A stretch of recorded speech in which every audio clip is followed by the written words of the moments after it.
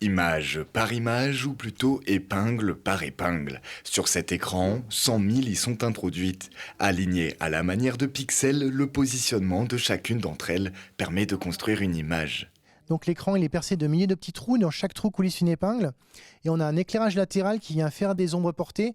Lorsqu'on pousse ces épingles à fond, on arrive sur le blanc de l'écran, l'œil va avoir du blanc. Et lorsqu'on ramène, ça va faire des nuances de gris pour aller jusqu'au noir lorsque les ombres se couvrent et que la lumière ne peut plus passer. Et une fois qu'on a fait son image, on va la prendre en photo, la modifier un petit peu, reprendre une photo, la modifier un petit peu pour faire un film d'animation en image par image. Car oui, ce dispositif permet de réaliser des films en stop motion. Le cinéma d'épingle est une pratique très peu répandue dans le monde.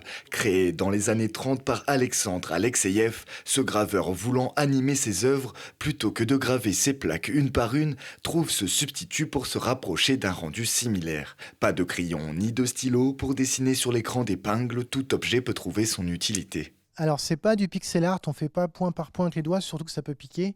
On va utiliser des objets qui vont glisser comme le verre ou la faïence, qui vont permettre de tracer.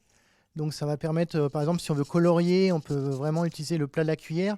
Si on veut revenir, on va utiliser l'autre côté pour ramener du noir.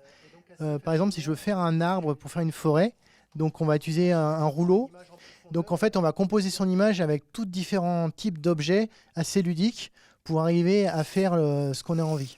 Alexandre Noyer est un passionné de cette pratique depuis 2012. Il fabrique lui-même ses écrans en mettant les épingles une par une à la main.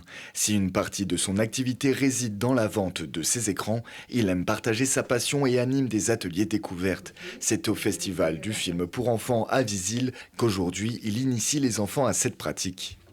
J'ai appris à faire des espèces de mini-films, de courts-métrages avec des aiguilles. C'est compliqué à faire? Un petit peu, mais après ça va quand tu t'es lancé dedans, ça va. Une belle découverte? Ouais, j'ai été trop contente, je suis trop contente. Moi j'ai dessiné un petit vampire, c'était le thème d'Halloween. Non, je connaissais pas, je viens d'apprendre et c'est super. Aujourd'hui, l'écran d'épingle aurait bien pu disparaître. Sur la dizaine appartenant à Alexeïev, seulement 2 ont été conservés. L'un au Canada à l'ONF et l'autre en France au CNC. Aujourd'hui, Alexandre Noyer reste encore l'un des seuls au monde à perpétuer cette pratique.